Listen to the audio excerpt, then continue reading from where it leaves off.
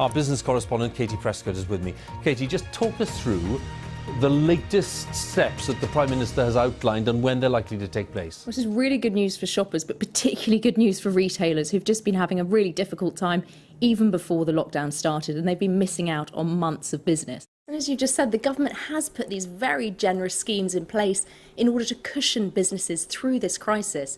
But ultimately, for those that were already slightly on the brink, and particularly in sectors that have been very hard hit by this pandemic, it's proving very difficult for them to actually reach that lifeboat. And it's these sorts of closures like we're seeing here in Bolton that businesses say they really fear. But there's a catch-22 going on between trying to open up the economy and get people back to work, and indeed going to work counts as essential travel in lockdown areas, all the while trying to prevent a spike in infection that could lead to these sorts of stringent measures being seen in other areas of the UK. Now, our business correspondent Katie Prescott is at Chessington World of Adventures to tell us more on its reopening day. Katie.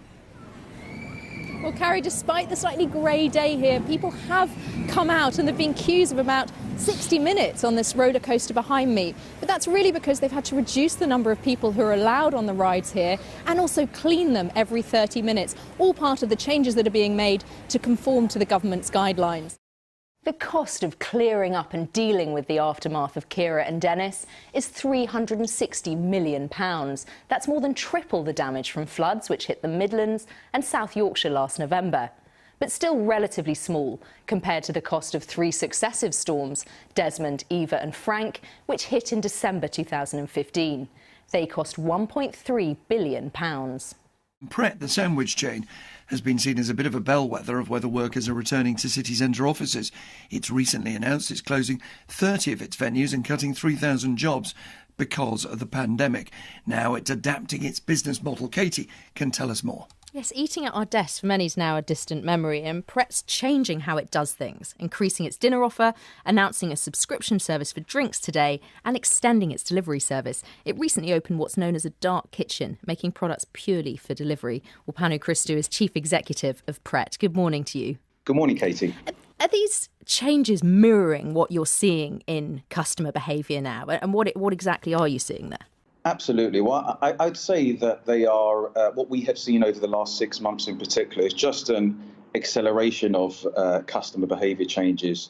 And using a drone as well, and the fact that they could have succeeded against the world's, not only the world's biggest oil company, but one of the world's richest companies, is really quite extraordinary. And that's what's worrying investors now over the weekend, looking ahead to when oil markets open on Monday, and it'll be very interesting to see what happens to the price of oil. We are expecting a spike come Monday morning because of all of this. What we're seeing here really is the Chancellor very gently unravelling this extremely important and successful, but ultimately extremely expensive scheme. It's a really interesting question. Will we be able to go to the Trafford Centre tomorrow, for example? Well, I spoke to someone close to the company earlier, and they said the full announcement on an administration will be this afternoon, but it does look like those talks with lenders really haven't gone anywhere.